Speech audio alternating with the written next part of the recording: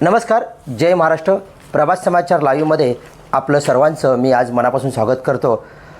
आज आपण प्रभाग 1 नालासोपारा वसई विरार शहर महानगरपालिकेची 15 जानेवारीला होऊ घातलेल्या इलेक्शन संदर्भात आपल्याबरोबर आज घरत बंधू आहेत. त्यांनी आपल्या बंधूंना ह्या निवडणूक रंगात उतरलेलं आहे. त्याचबरोबर त्यांनी पॅनलचे 4 जे उमेदवार आहेत त्यांच्याबरोबर कशा पद्धतीने ह्या प्रभाग 1ची व्यवहाररचना आहे आणि तिथल्या काही समस्या आहेत ते कशा पद्धतीने आपण त्यांच्याबरोबर जाणून घेणार आहोत. आणि आत्ताचं वातावरण जे निर्माण झालं आहे ते कशा पद्धतीने इलेक्शनचं वातावरण आहे. बंधू, आपलं नाव काय सांगाल सर? नमस्कार, मी आकाश हाशा घरत आणि हे माझे मित्र प्रवीण पाटील. माझे छोटे बंधू आणि अजून आमचे 3 उमेदवार तसेच ह्यांची मिसेस आणि इतर 3 असे आमचे एकूण ह्या प्रभागातले 4 जे उमेदवार आहेत. हे 4ही उमेदवार भारतीय जनता पार्टीचे आहेत. आम्ही कॅन्डिडेट निवडताना आमची मतं दिली नाही आहेत. आम्ही दोघंही पक्षाचे वरिष्ठ कार्यकर्ते आहोत. वरून सर्वे झाला, आमचीसुद्धा नावं होती, दोघांचीही आमची नावं होती. आम्हाला सांगितलं तुम्हाला देता येणार नाही कारण तुम्हाला हा किल्ला लढवायचा आहे. तुम्हाला ह्यांना वरून ह्या चौघांना निवडून आणायचं आहे. महिला रिझर्वेशनप्रमाणे असेल, आगरी सेनेच्या युती आहे, श्रमजीवीची युती आहे, ह्या संघटनेच्या युतीप्रमाणे हे झालेलं आहे. तर कॅन्डिडेट हे 4 प्रकारचे आहेत. मी असं ह्यासाठी म्हणेन की विजय घरात हा आगरी सेनेतून काम करतो आहे, त्याचं एक वेगळं स्वभाव आणि हे आहे की डॅशिंगपणे काम करतात आगरी सेना दणक्यात. ह्यांच्या मेसेस आहेत ह्या एक साधारण गृहिणी आहेत. साधारण गृहिणीला ज्या समस्या माहिती असतात ना त्या आपल्याला माहितीच नसतात. वार्डमध्ये समस्या काय आहेत ह्या गृहिणीला बऱ्यापैकी म्हणून तर आपल्या घटनेने हे जे महिलांसाठी आरक्षण दिलं आहे आणि गृहिणींसाठी विशेष दिलं हे का दिलं आहे ते ह्यासाठी की गृहिणींच्या समस्या ती रोज सांगते नवऱ्याला, हो बघा ना पाण्याचा प्रॉब्लेम. हा मी सांगतोय की त्या नगरसेवकाला सांगतोय होईल, तो सांगतो, तो जातो बिचारा कामावर, तिथे काय होत नाही. तर विषय असा आहे की समस्या भरपूर आहेत. समस्यांचं मला तुम्ही विचाराल तर मी एकच सांगेन, समस्या आहेत आणि कॉमन समस्या आहेत, याच्यात लिहिलेल्याच आहेत, तुम्ही वाचल्यात. आमच्याकडे आता ह्यापुढे योजना आम्ही एक अशी तयार केली, एक संकल्पना आहे. ती संकल्पना आमचे उमेदवार पूर्ण वसई तालुक्यात निवडून येतील हे 100 नाही 1000% आहे. त्याच्यानंतर आम्हाला ती योजना राबवायची, ती वेगळी एक संकल्पना आहे. संकल्पना अशी आहे की 4 नगरसेवक आणि जवळजवळ हा 1.5 लाख लोकांचा वॉर्ड असेल, प्रभाग असेल. 47-47 हजार आपले मतदार आहेत. तर लहान मुलांची वगैरे संख्या आपल्या भयंकर आहे. तर एवढं सगळं होऊ शकत नाही, 4 लोक पोचू शकणार नाही. आणि विकास जो आजपर्यंत कोणत्याही पक्षाने नीट करू शकले नसतील इकडे, त्याची कारणं 1000 असतील. त्याच्याबद्दल आम्हाला जायचं नाही. आपण काय करू शकतो याच्याबद्दल जर बोलायचं म्हटलं, सरकारी योजना वगैरे सगळ्या गोष्टीला फुल प्रयत्न तर करणारच. कारण दिल्लीत आमची सत्ता आहे, आमच्या पक्षाची सत्ता आहे, आपल्या पक्षाची सत्ता आहे. महाराष्ट्रात आपल्या पक्षाची सत्ता आहे. माणसाच्या शरीराचे मेन अवयव जे असतात, सगळेच अवयव महत्त्वाचे आहेत, पण मेंदू आणि हृदय हे जास्त मोठे आणि महत्त्वाचे अवयव आहेत. तसे मोदी साहेब ब्रेन आहेत असं आपण समजू. महाराष्ट्रात फडणवीस साहेब आहेत महाराष्ट्राचे, तसं आपण समजू. त्याप्रमाणे हृदय आहेत, मोठे मोठे नेते आहेत आपल्याकडे चांगले. मेन जे अवयव शरीराला लागतात, तसे देशाचं हे आपलं शरीर आहे, ह्या अवयवाला जे लागतात ते सगळे आपल्याकडे आहेत. आता आपल्या ज्या इकडच्या तालुक्याच्या ज्या नसा आहेत शरीराच्या त्या मजबूत पाहिजेत. 2 आमदार 1 खासदार 3 प्रतिनिधी कुठपर्यंत पोचणार. तर त्यांच्यासाठी प्रतिनिधी म्हणून नगरसेवक निवडून द्यायचे आहेत. ह्या झाल्या रक्तवाहिन्या. तेव्हा हे शरीर सुदृढ होऊन व्यवस्थित चालेल. त्यासाठी 115x2 केलं तर 230 पाय आणि हात हे धावतील जेव्हा वॉर्डमध्ये, तेव्हा ते काम होणार आहे. त्याच्यापेक्षा अजून वेगळी एक संकल्पना आम्ही अशी केलेली आहे. ही तर संकल्पना सरकारची झाली. आमची संकल्पना अशी आहे की आम्ही साधारण आमच्या वॉर्डमध्ये 50, 100, 150 ते 200 पोरं सुशिक्षित बेकार जे असतील त्यांना नोकरी मिळेपर्यंत म्हणजे सरकारी किंवा चांगला त्यांचा व्यवसाय होईपर्यंत आम्ही त्यांना एक 15,000 रुपये पगाराने आपण एक विभागात, म्हणजे आता वॉर्ड एवढा प्रभाग एवढा मोठा आहे, एक तशी आपण वेगळी रचना करणार आहोत की एक 50, 100, 150 पोरं जेवढं आम्हाला त्यांना मानधन देतात. तर मानधन कुठून देणार, तर आपण डोनेशन काढून देणार. गावकऱ्यांना नाही सांगणार, स्थानिकांना सांगणार की तुम्ही महिन्याला 10 रुपये देऊ शकता का बघा, तर तुमच्याकडे आम्ही एक पोरगा ठेवतोय, त्याला तुमच्यातलाच ठेवतोय, सुशिक्षित एक चांगला निर्व्यसनी पोरगा बघा, त्याला पण समाजसेवेची नोकरी देऊ. समाजसेवा ही नोकरी नसते, पण बाबा तू समाजसेवा कर, आम्ही तुला मानधन देऊ. अशा प्रकारे आपण ते करणार आणि नगरसेवकाला एक स्वयंसेवकाची टीम बनवून देणार, जी निदान 50 ते 200 लोक असतील, कारण त्यांनासुद्धा हे दिलं पाहिजे. जेव्हा आपण त्यांना सॅलरी देऊ ना त्या मुलांना, तर लोक आणि आम्ही त्यांना जाब विचारू शकतो.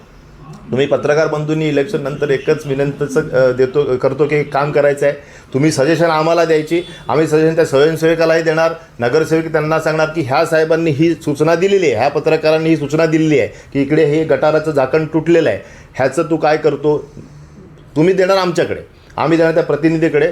मी इकडचा नगरसेवक आहे, म्हणजे आमचे नगरसेवक त्यांना सांगतील मी आहे, पण मी तुला ही ॲथॉरिटी देतो, ह्या अधिकाराला भेटणे हे काम करून घे. कारण एक माणूस किती जणांना दिवसातून फोन करू शकतो, एक याला मी करतो, हा असं होत नाही. सांगण्याचा उद्देश काय की ती 50, 100, 150 पोरंसुद्धा नगरसेवक जोडीला कंटिन्यू काम करतील छोट्या कामात, जसे गटार असेल, झाकण असेल, ही योजना आहे. साहेब, आता पाहिलं तुम्ही की तुम्ही आताच बोललात की केंद्रात आणि राज्यात सत्ता आहे आणि वसई विरार शहर ही महानगरपालिका फार मोठी आहे. जे आता तुमच्या वार्डचा पण तुम्ही विचार केलात, 40-45 लोकांपर्यंत तुम्हाला पोचायचं आहे. बरोबर आहे. पण साहेब, गेली 35 वर्ष म्हणजे बहुजन विकास आघाडीचा घर होता, भाजप आता प्रयत्न करतो आहे, 1 वर्षापूर्वी परिवर्तन झालं. हे परिवर्तन झाल्यानंतर कामाचा जो रूपरेषा आत्तापर्यंत आहेत त्या कशा आहेत आणि पुढे काय योजना असतील तुमच्यापर्यंत? रस्ते, गटार, नाल्याच्या विषयी तुम्ही जो चर्चा मी करता, तुम्हाला तेच बोललो, त्या योजना ज्या आहेत ना त्या आता जगजाहीर आहेत की काय करणार, कारण सरकारने सगळं तिथे रेडी ठेवलेलं आहे. घेणाऱ्या जाण्यासाठी आपला नगरसेवक, आता आपल्या आमदाराने जेवढे प्रश्न तिथे मांडल्यात, तुम्ही पत्रकार आहेत तुम्हाला माहिती आहे, ह्याच्या अगोदर विधान परिषद मांडलेले प्रश्न बघा, आताचे बघा. मी म्हणतच नाही कोणी केलं नाही काय, ते त्यांनी केलं असेल. लोकसंख्या वाढली आणि जो काय गोंधळ झाला त्याची जबाबदारी कोणी घ्यायची? लोकसंख्या वाढली हे कारणं सांगतात, बरोबर आहे, मान्य आहे. अनऑथराईज कन्स्ट्रक्शन एवढं झालं तेव्हा आपण प्रतिनिधी होतो ना, म्हणजे अंकुश नव्हता. अंकुश नव्हता शहरावरती, अंकुश नव्हता. आता जे झालेलं आहे त्याला काढून तर टाकू शकत नाही. राहत्या माणसाचं घर तर आता क्लस्टर डेव्हलपमेंट झाले, ह्या सगळ्या योजना आणण्याचा जो जोर मुख्यमंत्री साहेबांनी आणि शिंदे साहेब असताना त्यांनी आणि आता आपल्या साहेबांनी, म्हणजे दोन्ही आपलेच साहेब आहेत, क्लस्टरवर किती जोर दिला तुम्ही बघत असतील की ठाणा आणि विरार हे झोपडपट्टी पुनर्विकास हा झाला पाहिजे. ह्याच्यावर आतापर्यंत 35 वर्षात काय भाष्य झालं आहे का मला सांगा? नक्कीच झालं. कोणी मागणी केली असेल तर मला माहीत नाही, पण ती अशी लोकांपर्यंत ही करायला पाहिजे. आणि आज उलट लोकांना घाबरवतात की तुमचे घरं तुटतील. घरं तुटणार नाहीत, घरं तुमची अथोराईज होतील. अनऑथोराईज जी घरं आहेत ती अथोराईज होतील, ती स्वच्छ होतील. आमची संकल्पना आहे की 2 अनऑथोराईज बिल्डिंग तोडायच्या, म्हाडासारखं डेव्हलपमेंट करायची आणि एक टॉवर बांधायचा. सेम म्हाडा डेव्हलपमेंट झाली मुंबईसारखी, सुटसुटीत होईल ना आणि अथोराईज घर होणार. नक्कीच. साहेब, तुमचं एक पेशा वेगळा आहे. म्हणजे तुम्ही गायक आहेत, कलाकार आहेत, संगीतकार पण असतील आणि दिग्दर्शक वगैरे सगळी कामं करत असता. एक गाणं पण तुमचं फार गाजलं होतं आणि लोकांनी ते पाहिलेलं आहे. पण हे सर्व करत असताना पूर्ण जो परिवार आहे तुमचा इतक्या वर्षात कुठे राजकीय दिसला नव्हता, पण आत्ताच तुम्ही राजकारणात भाजपमधून वेगळ्या पद्धतीने एंट्री मारताय. राजकारणात आम्ही होतो, पण राजकारणात आम्हाला संधी मिळत नव्हती. माझं समाजसेवेचं काम बघून बहुजन विकास आघाडीने मला युवा अध्यक्ष दिलं, कारण मला अग्रिसेना जिल्हा उपाध्यक्षपद देत होती. त्यांना हे कळलं की जिल्हा उपाध्यक्षपद देतात त्यापेक्षा आपण ह्याला संधी देऊ. मी आमच्या अग्रिसेनेच्या तेव्हा आमचे जनार्दन मामा अध्यक्ष होते, त्यांना विचारलं, मामा मला ते लोक हे पद देतात, काय करायला पाहिजे? ते म्हणाले की तू ते पद घे, कारण त्यांची सत्ता आहे, तर आपण लोकांची कामं करू शकतो, आपल्याला राजकारण नाही करायचं. तर मी ते पद घेतलं, त्यांच्या सांगण्यावरून घेतलं. वाटल्यास तुम्ही देऊन त्यांना विचारू शकता. आता असे आमचे नेते असे आहेत, राजकारण असं नको की तुला ते पद देत असताना नको घेऊस, समाजाचं तर आपलंच पद आहे. असा विषय झाला तो. आणि पण आम्हाला स्कोप मिळाला नाही. हे किती वर्ष तिथे काम करतात त्या विभागाला थोडंसं तुम्हाला बोलतील. हे कसराळी दैसरमधून आहेत, असा विषय आहे. सर काय सांगाल, आपण आपल्या पत्नीला निवडणूक रिंगणात उतरलात आणि तुम्ही भाजपचे पदाधिकारी आहेत, कशा पद्धतीने निवडणुकीची तयारी चालू आहे आणि कशा पद्धतीने हे सर्व तुम्ही मॅनेज करताय? मी प्रवीण दामोदर पाटील, राहणार वैतरणा विभागातनं रजनी प्रवीण पाटीलला मी प्रभाग क्रमांक 1मध्ये मध्ये उतरवलेला आहे. 2 आरक्षित सीट होत्या, त्याच्यामध्ये एक जी सर्वसामान्य होती, त्याच्यामधून मी आकाशदादांनी सांगितलं तसं महिलांचे जे काय प्रश्न आहेत ते गृहिणीलाच माहिती असतात, म्हणून जे आरक्षित सीट सरकारने पण 50% दिलेले आहेत. आता आपण जेव्हा आम्ही प्रचाराचा पण दौरा काढतो तेव्हा आम्हाला बघायला भेटलं का बेसिकली आज 35 वर्षामध्ये कोणी काय केलं आम्हाला त्याच्यावर आम्हाला भाष्य करायचं नाही आहे, पण आज 35 वर्षामध्ये बऱ्याच जणांचा प्रश्न एकच आहे का आम्हाला पाणी नाही मिळत. मग जर विरोधक जर सांगत असतील का आम्ही 35 वर्षात विकास केला, तर मग सर्वसामान्याला आज ते पाण्याचं का तोटा आहे? पाणी तर आपल्या सरकारने आपल्या धरणातनं जेवढं वसई विरारला मूलभूत पाहिजे त्याच्या अतिरिक्त आपल्याकडे पाण्याची व्यवस्था आहे, पण आज सर्वसामान्याकडे पोचली का? तर नाही आहे. आम्हाला आता तो एक प्रखर प्रश्न गावाला, झोपडपट्टीला. दुसरा प्रश्न गटाराची अवस्था इतकी बिकट आहे का बहुजनचे आज सगळे बघायला गेला तर महापालिका अस्तित्वात आल्यानंतर बहुजनचीच सत्ता होती. मग सत्ता असल्यानंतर नेतृत्वाने त्यांच्याकडे का लक्ष दिलं नाही? नगरसेवक तर लोकांनी निवडून दिले. मला म्हणायचं आहे की बहुजन विकासाकडचं नेतृत्व कुठेतरी कमी पडलं. नेतृत्व कमी पडलं. जर नेतृत्वानी जर लक्ष दिलं असतं, नेतृत्वानी जर त्यांच्या गाठीभेटी घेतल्या असत्या तर आज कदाचित ती कामं व्हायला पाहिजे होती, पण ती नाही झाली कारण नेतृत्वानी दुर्लक्ष केलं. नेतृत्वाचं कसं होतं, आम्हीच, आमच्या पलीकडे कोणच नाही. मग लोक पण शेवटी किती बर्दाश्त करणार? त्यांना पण एक संयम आहे. आता तो संयम तुटायच्या मार्गावर आहे. याचं कारण लोकसभेत परिवर्तन केलं, राज्यसभेत परिवर्तन केलं, म्हणजे आपलं विधानसभेत परिवर्तन केलं. आता महापालिकेमध्ये जर परिवर्तन केलं तर आम्ही मुख्यमंत्री साहेबांकडे जाऊन जरी समजा आपल्याला निधी कमी पडला तरी आपण आपलं देवाभाऊकडे आहे, आपण टीम घेऊन जाणार आणि प्रत्येक याच्यावर म्हणजे जसं आकाशदादांनी सांगितलं का देवाभाऊने याच्यात आपला कस्टर डेव्हलपमेंटचा विषय आहे, ती घरं वेगळे पक्की होणार. जी लोकांना घाबरवलं जाते विरोधकांकडनं का तुमची घरं तुटतील. आता आमच्याकडे कालचा एक अजेंडा आता माझ्या कानावर आला आहे का अरे भैयांचं राज्य येणार. आम्ही हिंदुत्ववादी आहेत. हिंदुत्ववादी असल्यामुळे हिंदुत्वाला काय कोणाचा विरोध आहे का? राज्य हिंदूंचं येणार, हिंदूचं राज्य येणार ना. हिंदुत्ववादी असल्यामुळे हिंदूचं राज्य येणार. मग हिंदूमध्ये जर पोट जाती असल्या तर त्यांना काय घ्यायचं, सोडायचं का? पण असं तुम्हाला वाटतंय का की जसं तुम्ही आताच बोललात की तुमच्याकडे काल जी गोष्ट आलेली आहे, कारण जर बोललात तर मराठी माणूस कुठेतरी डावलला जातोय का? मराठी माणूस जर डावलला गेला असता तर आज 4 उमेदवार जे मराठीचे आहेत म्हणजे प्रभाग 1मध्ये आणि बऱ्यापैकी आपण मराठीचेच उमेदवार दिलेत. पण जिकडे आता 90% लोकसंख्या उत्तर भारतीय किंवा इतरांची असेल तर तिकडे 90 आता संतोष भवन सारखा जो एरिया आहे तर तिकडे 95% उत्तर भारतीय आहेत, तर त्यांचा सन्मान केला जाईल तिकडे. बरं अर्थ. आणि एक सॉरी मध्येच बोलतो, बोला. पण त्यांना इथे आणणारे आणि त्यांना इथले रहिवासी बनवणारे आपण महाराष्ट्रीयनच आहोत. आणि घटनेच्या विरोधात सुद्धा आपण केलं आहे. आपणच अनऑथराईज कन्स्ट्रक्शन कोणी केलं? शेवटी मला सांगा, जमिनी आपल्याच होत्या, आपण विकल्या. जमिनी कोणी विकायला लावल्या आणि कोणी काय केलं त्याच्यावर मला काय बोलायचं नाही. कारण तेव्हा मी गाणं काढलेलं जमिनीचे पैसे खपल्यावर दादा तू करशील काय, तेव्हासुद्धा मला डायरेक्ट धमक्या आलेल्या. पण आई जीवदाने माझ्या पाठीशी असल्यामुळे शेवटी त्यांना मला माझ्याशी अरे जाऊ दे चल तू आपला आहे. त्यांना सांगितलं का अरे त्याला कार्यक्रमाला बोलून त्याला प्रमोट करा, लोक त्याच्या पाठीशी आहेत. अशी परिस्थिती त्यांच्या वरिष्ठांनी सांगितलेली. मला वाटतं दादा तुमचं एक सिटी वाजली हे पण गाणं होतं. त्याच्यावरच बोलतोय मी. बोला. गेल्या वर्षी बरं झाला हा प्रश्न तू विचारलात. त्याच्या गेल्या वर्षी माननीय राजीव नाना पाटील हे BJPत जाणार होते. हे किती टक्के होतं, ही बातमी किती टक्के होती? जवळजवळ 99%. नक्की 1% ते विस्कटल्यानंतर ते माझे गुरु आहेत आणि ते येतात म्हणून मी खूप आनंदात होतो BJPत. ते BJPत येतं मला खूप आनंद झाला. मी त्याच्या अगोदरपासून BJPत होतो.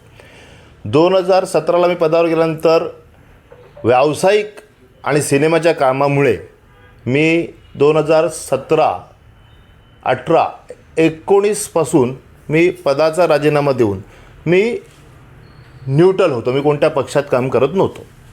नाना येतात म्हणून परत मी BJPत जाण्याची फुल तयारी केली. पण त्यांच्या सांगण्यावरून तेव्हा त्यांच्या सांगण्यावरून केलेली, तू BJPत परत जॉईन हो, आता मी येतो आहे. मग मी BJP जाण्याच्या पूर्वतयारीत होत असताना नाना बोलले काय त्यांचं फॅमिली मॅटर काय झालं ते, तर ते बोलले मी आता जात नाही आहे. तर म्हटलं आता मी काय करू, काय नाही म्हटलं तू शांत बस. मला त्यांच्याकडून फोन आला, आमची विनंती आहे, इथे तुम्हाला सांगतो, इथे हितेंद्र ठाकूर साहेब आणि त्यांचे 1-2 माणसं होती, मित्र हां. पदाधिकारी. कमीत कमी कैलास पाटील साहेब, विजय घरत, आम्हाला 1.5 तास ते घेऊन बसले. मी बोललो मी न्यूट्रल राहणार, मला सध्या माझी मानसिक स्थितीच नाही कोणत्या पक्षाचं काम करण्याची.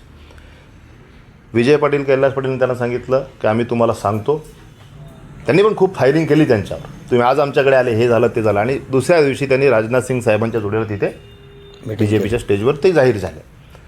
मी मानसिक नाराज म्हणजे मनाने थोडा दुखावलेलो होतो आणि मी शांत बसलो. मला त्यांनी रिक्वेस्ट केली की एक गाणं तुम्ही आमच्यासाठी करून टाका, तुम्ही न्यूट्रल आहात ना, तर एक गाणं करून टाका. मी केलं, राजू नानांच्या सांगण्यावरून केलं की ठीक आहे गाणं कर, केलं. आणि तेव्हा त्यांना ते गाणं यशस्वी, त्यांना यश मिळालं का त्या गाण्याने, मला सांगा. त्यांच्यासाठी गाण्यासाठी सक्सेसफुल ठरला का, त्यांच्यासाठी शिटी वाजली की फुटली, फुटली ना. म्हणजे मी इथून केलं का हे लक्षात म्हणजे घ्या. मनापासून केलं. माझी पण काहीतरी रणनीती होती. मला दाखवायचं होतं की मी काम करत नाही आहे BJPचं. पण माननीय राजन नाईक पाटील साहेब मला भेटायला येणार तेव्हा त्यांनी मला फोन केला. मला आप्पा तुम्हाला यायची गरज नाही, तुमचा फोनमध्ये रेकॉर्डिंग करा, साईबाबाची शपथ घेऊन सांगतो, माझी 100, 200, 500 जी काय मतं असतील ती कमळालाच जाणार. मी शिटीचं गाणं केलं म्हणून माझी मतं जिंदगीत शिटीला जाणार नाही ह्याच्या पुढे. साहेब, कधीपासून? आता 2017 पासून. साहेब, आताच एक मुद्दा बोललात, नाना मी येतो आणि तुम्ही काम करा बोलत, पण मला वाटतं ते दिवस लांब नाही आहेत. काय वाटतं तुम्हाला? मी नाही सांगू शकत. ज्या दिवशी जीवदानी आईची कृपा अजून वाढेल, प्रभू रामांची कृपा वीरावर अजून जास्त वाढेल, तेव्हा नाना येतीलच. भारतीय जनता पार्टीमध्ये अनेक म्हणजे नेतृत्व ह्यालाच हवं, कौशल्य जे नेतृत्व आहे ते यायलाच पाहिजे. कारण भारतीय जनता पार्टीचं तेवढं बळकट. मला तर अजून पण भीती वाटते की भाजपची सत्ता आल्यानंतर बहुजन विकास आघाडीचे काही नगरसेवक निवडून पण येऊन युटर्न मारतील असं बोला. बहुजनचे ना, हां, त्यांना मारावंच लागलं. मारावं लागेल त्यांना. म्हणजे असं तुमच्यापर्यंत काहीतरी मेसेज असेल नक्कीच. मेसेज आहे. बऱ्याच लोकांनी दोन दगडावर पाय ठेवला आणि उजवा पाय त्याने आमच्या दगडावर ठेवलेला आहे, आमच्या डोंगरावर ठेवलेला आहे. कारण असं डोंगरावर नाही ठेवू शकत, वातावरण दगडावर आहे असं ठेवलं वाटतं. आहे. येस, बऱ्यापैकी ही बातमी बहुजनचे बऱ्यापैकी बरेच खरी आहे. पक्षप्रवेश अजून बाकी आहेत, ते बाकी कदाचित आहेत. निवडून आल्यावर म्हणजे 70 मधले प्रक्षेपवेश अजून बाकी हा आहे. बाकी आहेत. म्हणजे आणखी एक शेवटचा मुद्दा विचारतो, कारण तुम्हाला पण प्रचारात जायचं आहे. साहेब, तुमचे पॅनलचे पण मी तुम्हाला सांगू, बोला ना. त्यांच्यात ते निवडून येण्याची टक्केवारी फार कमी कमी आहे, असते. कमी. कारण ते ठरवलं आहे जीवदानी मातेने, जे ठरवते ती ठरवते, विरारचं भविष्य ती ठरवते असं मी म्हणतो. आई जीवदानी मातेने जरी ठरवलेलं आहे तरी पण तुमचे वरिष्ठ आहेत जे वरती केंद्रात राज्यात बसलेले आहे, त्यांची व्यवहाररचना अशी आहे की जास्तीत जास्त 100च्या आसपास पोहोचावं. हा, मी काय सांगाल? 107चं टार्गेट ठेवले. 107चं टार्गेट ठेवलं. 107च्या खाली यायचं ना आणि 108वी सीट त्यांना द्यायची. 108वी सीटांना द्यायची. कारण 108वी सीट त्यांना गेली तर 8 नंबर शनीचा तो त्यांच्याचकडे जाऊ दे, विरोधकांकडे जाऊ दे. आपले 107 बरे म्हणजे 107 पण म्हणजे शनी 100 न्यायाची सुद्धा हा, देवता आहे. न्यायाचीच बाकी घेतो ना. नक्कीच, नक्कीच. मग न्याय आमच्याकडे टाकणार ना तो. म्हणजे सांप्रदायिक पद्धतीत बोललं जातं, म्हणजे जी जपमाळ असते त्याच्यामध्ये 108 मणी असतात आणि प्रत्येक मण्याचा अर्थ वेगळा वेगळा. म्हणजे तुम्ही 108वा जो शनी देत आहे, हा, म्हणजे शनीचं काय आता 35 वर्षात जो काय आता विरोधकांनी काम केले तर त्याचा आता प्रत्येकाला बघा, ज्याच्या त्याचा आता कर्मकांडानुसार ज्यांनी ज्याची सत्ता भोगली ज्याचा उपयोग घेतला तर त्याचा आता जे काय असेल ते त्यांनी बघावं. पुढे जर लोकांना विकास हवा असेल तर विकास आम्ही आता राज्यात सत्ता असल्यामुळे, केंद्रात सत्ता असल्यामुळे जर महापालिकेत जर आला तर आपण चांगल्या गतीला जाऊ शकतो. नक्कीच नक्कीच. कारण तुम्हाला गती द्यायची असेल तर तुम्हाला माणसं पण त्याच पद्धतीने निवडायला पाहिजेत. तुम्हाला आपण मोबाईलची अपडेट आहे, मोबाईलचं व्हर्जन आहे, आपण मोबाईल नवीन नवीन घेतो का नाही? कारण गरजा बदलल्या का माणूस सगळं बदलत जाते. तर तुम्हाला अपडेट करायचं असेल तर तुम्हाला आता आपली बॉडी म्हणजे 107ची ती आणायची आहे. भारतीय जनता पार्टीची आव्हान काय करणार मतदारांना? प्रभाग 1 मधून पॅनलचे 4 उमेदवार निवडून आम्ही देण्यासाठी आव्हान काय? जवळजवळ 20,000च्या ह्याच्यानी मार्जिंगनी म्हणजे जवळ 20,000 टोटल मताने आम्ही निवडून 4ही उमेदवार एक पण पडून देणार नाही. आणि हा निर्धार मतदारांनी घेतलाय.